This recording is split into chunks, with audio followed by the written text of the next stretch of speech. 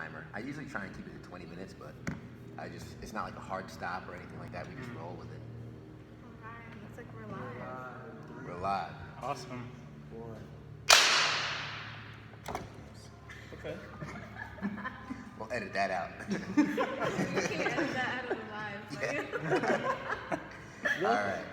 In 3, 2, 1.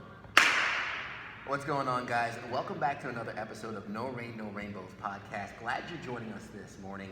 If this is your first time listening, first and foremost, I'm Ted Phaeton. We appreciate your time.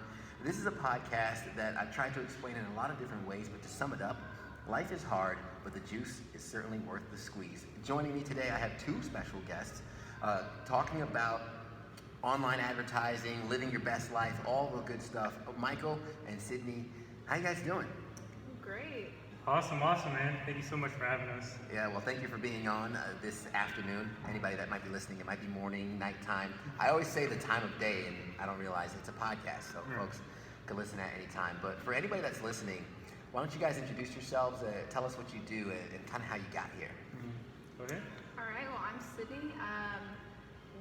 We just actually moved here from Dallas, Texas in December. And I actually met Michael in Dallas as well. And then we actually started our own company for social media marketing. So I'm originally from here, from Spartanburg. I went to Dallas to be a personal trainer, and that failed tremendously. And then I stumbled upon social media marketing for local businesses, brick and mortar businesses, starting to take on e-com businesses. And then other than that, that's why I'm here. All right. So what made you guys take the move from Dallas to Greenville, South Carolina? So Dallas, Texas is becoming more of a Cali, right? So it's very oversaturated.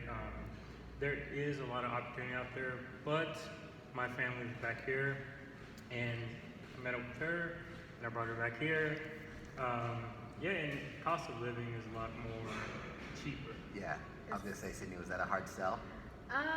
It really wasn't. So before we actually made the move, we came here in October to visit his mom for her birthday. And then it was really hard for us to go back home because it was hard on him. He hadn't seen his mom in a couple of years. And I've actually lived in North Carolina before, and I loved it. Being a city girl, I loved camping, and that's how I grew up. So I was like, I wouldn't actually mind moving to South Carolina. I love my family, but at the same time, I wasn't planning on living in Texas the rest of my life anyway, so I was okay with moving here with him. Now, did you have the business established before you moved here, or was it kind of like, we're going to move to Greenville, South Carolina, and start from scratch? So we kind of had the business established. So we started off as freelancers, and we were working a 9 to 5 at the time, and a lot of our time, energy, and focus was to the 9 to 5. And because we had security, we barely took the business serious. I think to be exact, November 31st, December 1st was when we decided to take massive action. So to answer that question, no, we didn't. Yeah. I mean, he was working at a pokeball place, which is kind of like sushi deconstructed in a bowl, kind of like Chipotle. And I was working at a coffee shop, getting almost close to nothing, right? And he actually came up with the idea of starting our own business. And to be honest, I wasn't 100% on to it as well, because I was kind of skeptical. I was like, I don't know, and at the same time, I was like, I want to believe in this as much as he does, because whenever Michael believes in something, it's a whole different thing. It's he lights up the room, and you're just like, oh, okay, so I need to hop on that because I need to be where he's at, right? And so that's kind of where it was. I was just supporting him, and then along the way, I just got caught on as well. Yeah, that energy just kind of got infectious, didn't it? Yeah. Talk about that moment you decided to, I guess, I like to say the term burn the boats, right? Kind of go 100% into the business, cut off ties from the comfortable 9 to 5, the comfortable paycheck. As you mentioned, it's comfort. So because of that comfort, you didn't really put 100% in it because you had something to fall back on. Right. What was it like making the decision to cut those ties, and when did you kind of realize oh snap, there's no parachute, we need to learn how to fly? Exactly. I love that question. So we'll go ahead and rewind back to, I want to say, 2017. That was one of my epiphany moments. So like I said, I went to Dallas, but I went from, if you're looking at the map, South Carolina all the way up to Iowa to pick up my English Bulldog that I haven't seen over a year at the time. And then from there, I went to Dallas to be that personal trainer. But anyways, I think it was in April or May of 2017, I was getting ready to be homeless. So I sold my English Bulldog. Wow. And ended up being homeless. I was working 2 jobs, personal trainer, first thing in the morning at 4, and then slinging supplements at GNC 9 to 5, and then my 5 to sometimes midnight would be personal training again, and then I would go train for myself and whoever was around me, which was her and some other friends, for I think an hour to 2 hours. Then I would shower and then try to sleep, but it was Texas summer, so it was too hot. I was getting spider bites, mosquitoes, because I was leaving my my windows down. But anyways, long story short, that went on for about 90-something days. Wow. 90-something days, and I documented a lot of it, but it felt like an eternity. So fast forward, and then she'll tell you her side. Then fast forward, got a job at one poke restaurant, and then I was very loyal to the guy. I drove 2 hours to him, 2 hours back and forth, and then on some days I would not go home. I would actually sleep at another job, which was at a gym, Gold's Gym. And then pretty much, but we'll fast forward all the way to why, right? So there were so many times where, that 9 to 5 got in the way of living, right? There were times where when I was at that 2-hour away job, she was pregnant, and she would contact me and say, "What? I'm hearing gunshots below me," and it's like I can't be there because I'm at this 9 to 5. So one of my many whys is I don't want to have to go through that again. Like there's so much more, but I'll let her tell her side. But yeah, that's my why. Yeah. So I guess back to where he started at the gym. That's actually where we met. We met at the LA Fitness Gym by where I grew up, and so yeah, I met him, and then I think like a couple weeks later, he told me he went homeless, and that kind of took me off guard, just because so I grew up in a very really poor neighborhood, right? Where I'm talking about at night you see people just roaming around trying to look for a place to either sleep or get the next fix just to get through the night. Yeah. Right. And it kind of hit me because I didn't grow up with a lot, but at the same time I couldn't know somebody who was struggling and then not do anything for them. Sure. Right.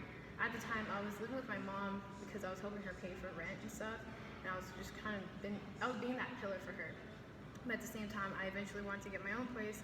And it was kind of I'll get my own place eventually, but as soon as I saw him go through all of that, he was having he didn't sleep for one. He was sleeping in his car. It was hot in Texas. Texas, it's got some dry heat. Yeah. Right. And at the time I was the assistant general manager at the gym, and this was against the rules. But I was like, hey, here's the code to the gym. Here's the key, because I had a key. And I'm like, hey, if you need to go shower, go do that. Just because at the end of the day, I was like, look, if my job is on the line, it's fine. I can get another one, but I still have a home to go to. I still have food to eat. In the beginning, he was actually really prideful, so he didn't let me help him at all. He was like, if you want it done, you got to do it yourself. Yeah. Right. And so getting him to it was kind of I just kept knocking on his door, and I was like, hey, let me help, let me help, let me help. And it wasn't until I think maybe a month and a half into it where I was like, hey, come stay at my place with my mom. Mm-hmm. And my mom was like, yeah, let him stay. I don't care. And I would buy him food from time to time, just because I know what that was like. So in my childhood, we actually went homeless as well, and it sucked because I was 7 years old and I couldn't help. Yeah. And it was just my mom, she's a single mom, and her 2 kids. So seeing that now where I had a job and I could help somebody, even if it's a little bit, that was something that I wanted to do for him. And just because like when I first met him, he was like very vibrant and like very energized, and he like quickly started to dull out. Like the light in his eyes literally started to like fade. Yeah. And that hurt me, and it was just like, this is my best friend. Like I just started to get to know him a lot more. We would like vent about work and about life, work out. And then eventually I got my own place, and I was like, hey, come live with me. Like, I don't care if you want to, if you want to pay rent or whatever. Like, you're not paying rent. You're gonna come into this home, whether you like it or not, and you're gonna live here. Because at the end of the day, you're gonna be better off this way. That's amazing, and I can just tell how far you both have come together, and love the story. And I do want to point out the fact of the matter is how you mentioned it's not a lack of work ethic at all, because the work ethic is there, and you having the opportunity to help any way you can, saying even if my job's on the line, this is the right thing to do. Yeah. And Mike, to kind of go from working one job to train till midnight when you have to train again at 4:30 in the morning, but still having the priority to take care of yourself and do all that. Oh my God. Not even that. So he wanted to bodybuild. Like he wanted to like compete. So he would actually like go to the gym maybe twice a day, and like he would diet. He would diet and be homeless. Like that was crazy. Wow. Like for me, that was crazy. It was inspiring, and that's why I pushed myself even harder to pursue, getting a promotion, getting paid more. I hustled at work to get this place for us to live in, just because I saw how hard he was working to just survive. Yeah. Right. And so at the end of the day, that kind of sheds some light as well on most of the time when you have a 9-to-5 job that you don't like and you feel like it's not providing for your future, you're kind of just paying for your bills. Yeah. Like you're literally just working and slaving away just to pay enough for you to survive. So at what point do you see all that potential within you, right? Because working all those hours and being able to do so much, but still being restricted by a 9-to-5 job, and quite frankly, all the potential that's within you isn't being fully tapped into, and the water that's coming out, like you said, is just barely keeping you afloat. At what point do you decide to take off the buffer of that 9-to-5 and open up the floodgates of your potential and say, let's go? For me, that was, like he mentioned earlier, I was pregnant before, and unfortunately because the 9-to-5 kind of let us both down. Twice. Like, so I was pregnant twice, and each time the 9-to-5 job actually let us down. And it was like, either he couldn't get there because our car broke down, or I didn't have money to go to the medical, like to the hospital or to the doctors. And like me being, I'm 24 years old, so me being as young as I am, it's very, you don't know what to do your first pregnancy. Like, I was like, what do I do? Can I eat this? Can I not eat this? And it's really weird. Like my family and I we're close, but we're kind of like shy about everything. So like me being like, hey mom, so I think I'm pregnant, and can you help me? Like it was really hard for me to actually say that to her because I didn't want there to be any kind of stigma, and at the same time I was like, but what if I can't keep it, or what if something happens, right? And the reason I say that is because at 19 I was actually hospitalized when I was going to school in North Carolina. I made it back to the summer to Texas, and I had a blood hemorrhage basically, and they were like, hey, there's a possibility you probably can't have kids. Wow. Right? They were like, you have cystic ovaries. And so when I first got pregnant, I was like, should I tell Michael? And it took me maybe like 2 weeks for me to tell him. And I like had that in my head, like, yeah, I'm pregnant, but I just want to make sure it's gonna be okay. So I told him, and then I didn't want to, like I had already mentally told myself, I'm not gonna get pregnant, so that way I can't get my heart crushed if that ever happened. And he got so excited, and I was like, whoa, this isn't what I expected, especially because right now the norm is like, especially where we grew up, like where I grew up, it's like, oh, that's not mine, right? Yeah. So like I was like, I don't know how to explain this to anybody. And so he was so excited, and it made me excited. So whenever I ended up losing it, it sucked so bad because we were in such a hard position. Like the car wasn't working. I had 2 cars, so I invested $3,200 into a car that the day after I bought it, it went to complete it was hell. It was hell. So that broke down. Then my other car broke down, and she told me we had under $400 accumulated. Our heater wasn't working, Yeah, So it was really cool. all too. that, well, it was just quick as shit. It was, So, Yeah. it was just really bizarre, right? And so like, he would like walk to work to when he got his when he got the next job after that. But losing that actually, it kind of like, it crushed me for a little bit because it was 4 days before Valentine's Day, and like he didn't know what to do because I was like, I shut down completely because I was like, I don't know how to deal with this. I've never dealt with that before. Yeah. And it made me feel like I failed myself as a woman because I was like, I don't know how to handle this. Like, you're so excited, right? And he was excited, so that made me like really, really want that to happen. So when I lost it, I remember it was like at midnight, and I woke up and I told him, hey, like, I think I lost it. And he was like, no, because he was so sleepy. He was like, no, you Yeah. didn't. You're crazy. Like, just go back to sleep. And I was like, just cried the entire night. And the next morning, like, he tried to help me like get up and like kind of make me optimistic about the day, and I just couldn't get there. And it like that was, I think that was my moment when I was like, hey, something has to change because had I actually been pregnant and had I actually had this kid, you know, along the way, what would I do? Like, we didn't have a car, like our jobs are failing us, so what would I do? Like, how could I get into protective mom mode, right? And make sure that at the end of the day, I'm healthy enough so that I can have this baby, right? And then whenever we came back in October and seeing his mom cry as we were leaving, I was like, yeah, like something's gotta change. I don't wanna work at a coffee shop anymore. I don't want him to work more than 12 hours a day, you know, and then like him completely hate his life, right? I wanted to have some kind of financial freedom and freedom in general, so that if we ever do have a family, like we're not struggling, Yeah. right? So And it sounded like it was going from a position when Michael, when you were homeless and Sydney was able to take care of you, and then in this tragic moment, you know, Michael was there trying to help you up and bring the positivity. And Michael, was that kind of like a transition for you in terms of like wanting to do more and kind of, you mentioned the why, right? And having the job fail you multiple times and wanting more out of everything that's been happening. Was there a switch? Was there a moment where you're like, okay, I have an idea? Like, how did the online marketing come about? so I got hit with an ad on Facebook, but more importantly, so our second job, as well as the second miscarriage. So we were actually working within walking distance from each other, like literally like less than 30 like, seconds, Wow. right?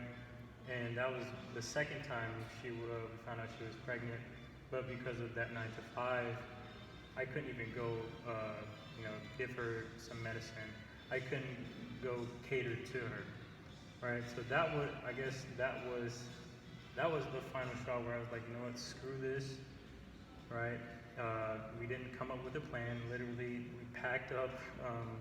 we gave a month notice at the apartment complex because our lease had basically already been done, but we were paying them month to month because actually like the landlord was really cool. So I was like, hey, I think we're leaving next month, and he was like, you think? I was like, yeah, because we're still kind of figuring things out, and we sold all the furniture. Like after we came back from here from visiting this family, it was just like, all right, this is it. Let's just make it happen within this month.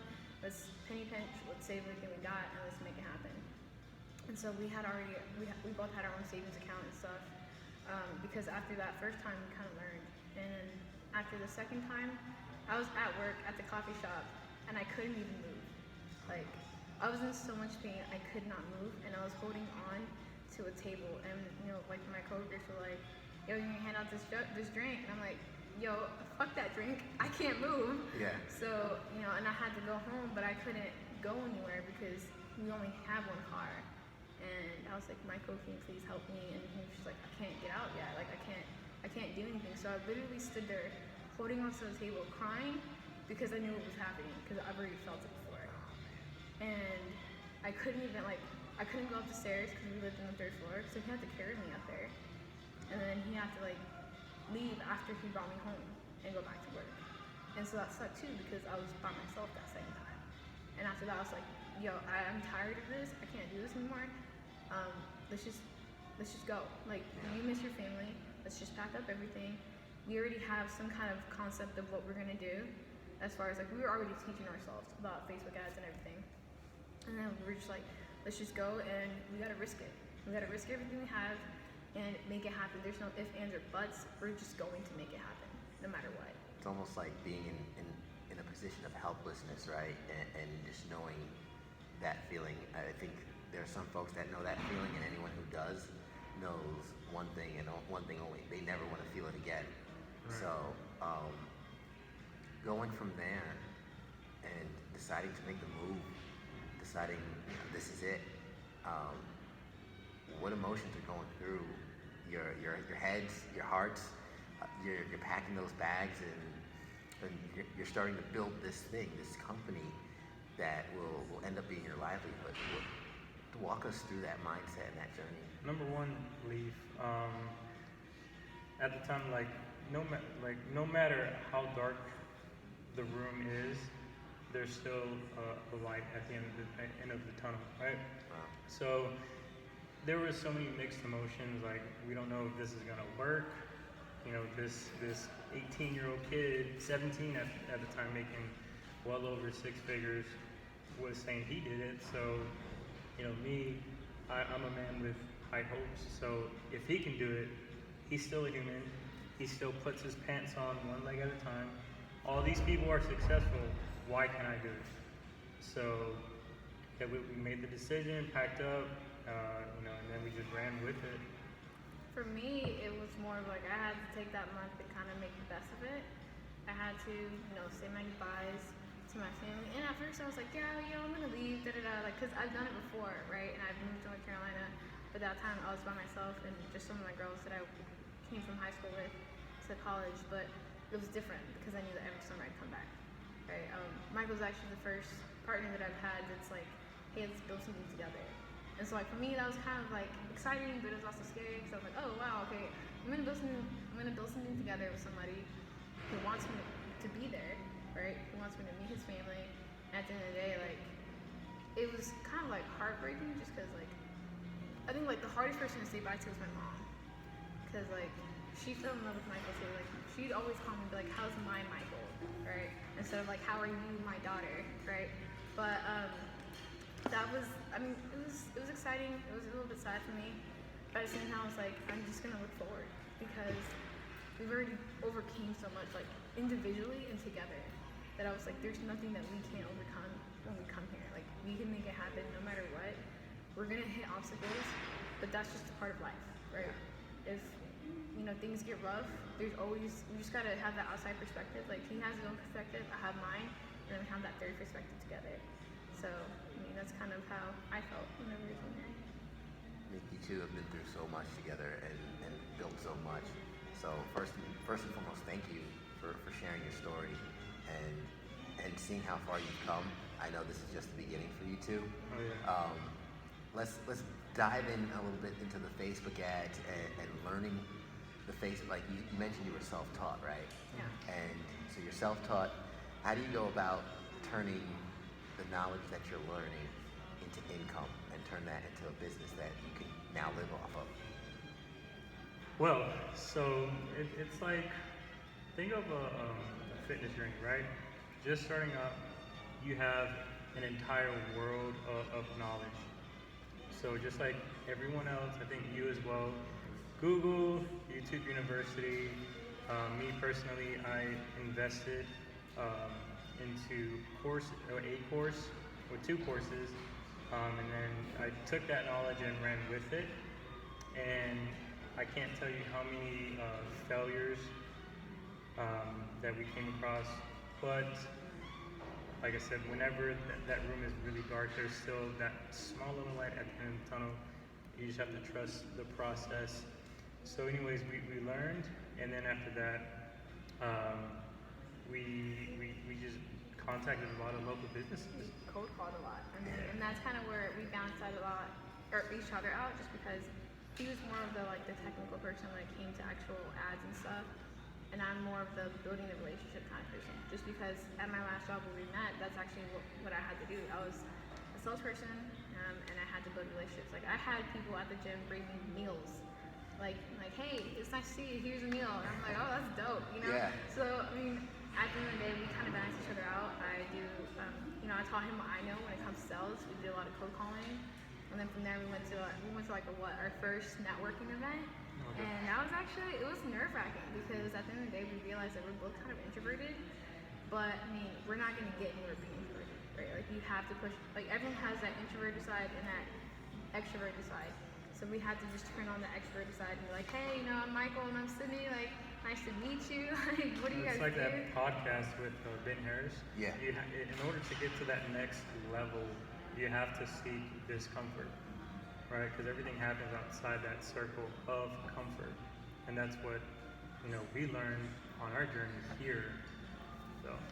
Yeah, kind of reaching out. I mean, that's kind of how we met. We were at an event, and Andre walks up. And he's like, "Hey, meet my boy." Yeah, and that's how we met him too. We actually met him at a networking event. Wonderful. Yeah, so it's just a lot of opportunities have opened up just because we've opened up the door ourselves to just be out there. All the possibilities out there. Yeah. So as we start wrapping things up, there's so much in your story I want to unpack because it's a great story. I'll tell you that. And you guys have been through so much together. And looking ahead, because we talk about no rain, no rainbows, you've certainly been through the storm, and I'd like to think your storms are well behind you.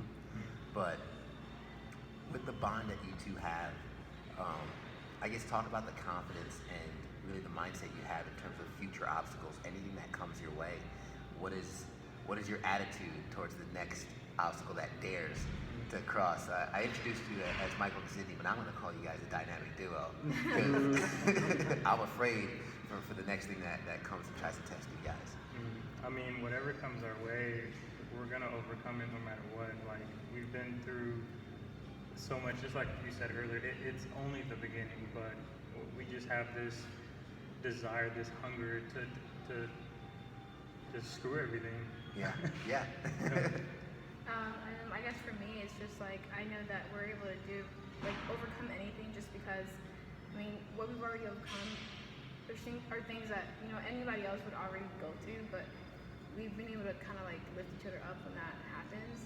I know that he's my best friend, and I know that I'm his best friend, and sometimes we're kind of hard-headed. Like I'm not gonna lie, we have a hard time, but like as long as we're there for each other, I'm pretty sure that nothing can really stand in our way.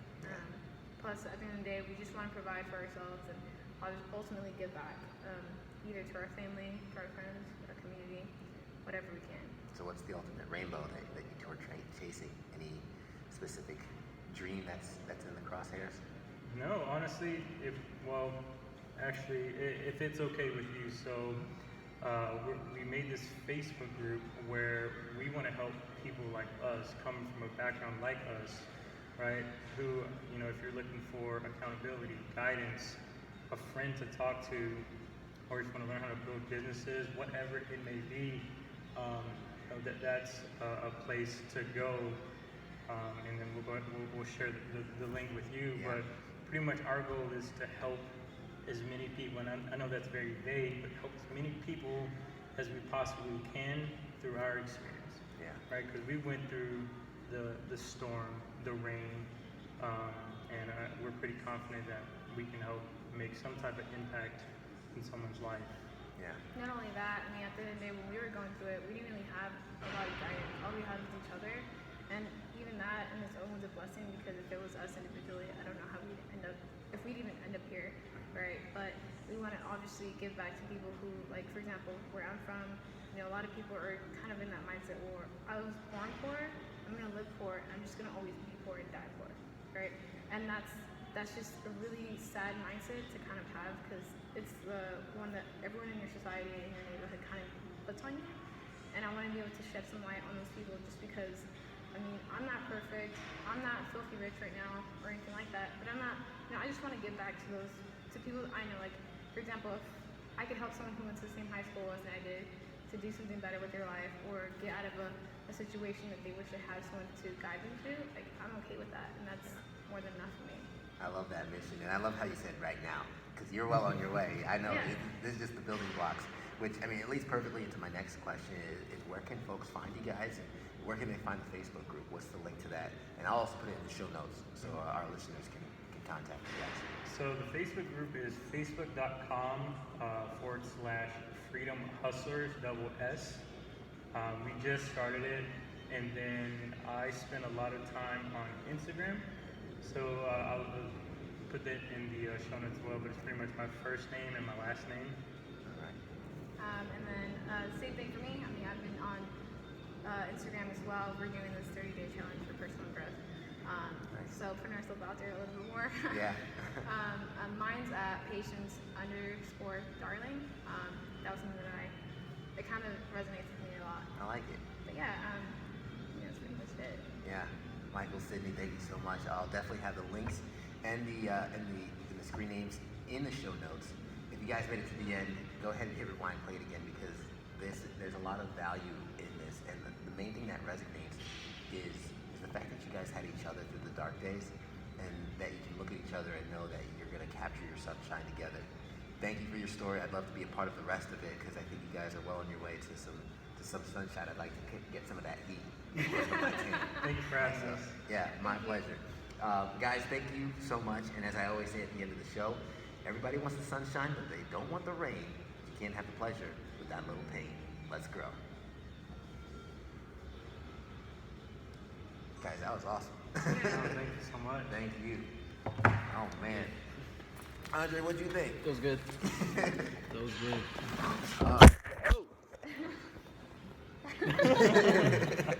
No, you can cut it off.